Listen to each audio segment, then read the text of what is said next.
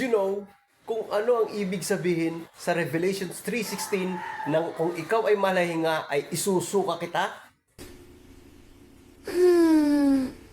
Madalas ko narinig yan sa mga mangangaral kapag hindi na consistent ang pagpunta mo sa church, ang pag-Bible study, ang prayer meeting.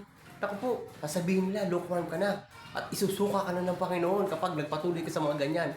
Na para bagang pinalalabas nila na ang kaligtasan ay mawawala sa iyo o aalisin sa iyo. Sa part 1, pinag-aralan natin na ang lukewarm ay mga tumanggap ng biyaya at namumuhay ng mixture. Ibig sabihin, naniniwala sila doon sa kanilang self-effort pa rin. Ngayon, ang pag-aaralan natin ay ang spitting. Ano ba sa Greek ang spit? Ito ay emeo, means pagluwa. Eh bakit ba lumuluwa? Eh siyempre, hindi tama o merong kakaibang lasa. Parang ganito lang yan eh. In layman's term, balimbing. Pagkausap mo, ikaw ang binibida. Pag nasa ibang tao, siya naman ang binibida. Oh. Pag malamig, malamig. Pag mainit, mainit. Ayaw ng Diyos ng lukewarm. Kaya magbasa kayo ng context. Basahin nyo yung the whole chapter. O katulad yan, verse 17. Ano ba sinasabi sa verse 17? Ang sabi dyan sa 17, mayaman ako at wala na akong kailangan. Yan ay distasteful sa panlasa ng Panginoon. Nireceive mo yung grace, tapos mamumuhay ka ayon sa law, imimix mo. Ay, ayaw ng Diyos yun. Kaya nga sabi ni Jesus, bumili kayo ng ginto sa akin. It means faith and righteousness by grace. Magsuot kayo ng puting garment. It symbolizes the righteousness of God. At bumili ng gamot sa mata para makita ang gospel na malinaw. Ganito, oh. At etong maganda sa verse 19. Sinasabi diyan na sinasaway niya at dinidisiplina niya ang kanyang minamahal. Pagkatapos, ang sabi ay mag-repent.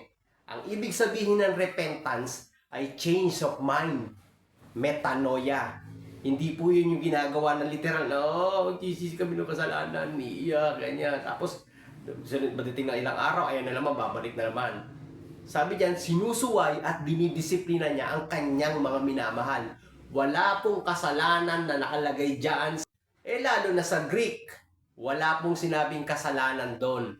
Ang sabi, repent. Ibig sabihin, magbago kayo ng isip. Ganon.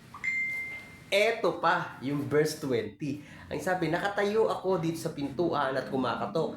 Ang sino man diringgin nito, ay, at magbubukas ako ipapasok at magkasalo kaming kakain. Eto pa. Isipin niyo to logic. Kung ang pag-spit o pagluwa o pagdura, nawawala ang kaligtasan, bakit kakatok ulit si Kristo? At kung diringgin, siya ipapasok at kasamang sasalo. Imagine niyo, ano akala niyo kay Kristo? Bigay-bawi, binigyan ka ng kaligtasan, tapos babawiin niya? Ano yun? Bata? Hindi ganun ang Diyos. Napakahinang Diyos ang meron kapag ganun. Mahinang Kristo yun. Tandaan ninyo, John 10:28-29. Ang Diyos ang may hawak ng kaligtasan dahil no one can snatch you out of His hand. Ano ang big idea? Ang emeo sa Greek ay spit. Ayaw ng Diyos na mamuhay ng mixture ang tumanggap ng biyaya dahil ang kanyang biyaya ay higit pa sa sapat at ito ay para sa iyong kabubuti. Charito, karito, tayo. Did you know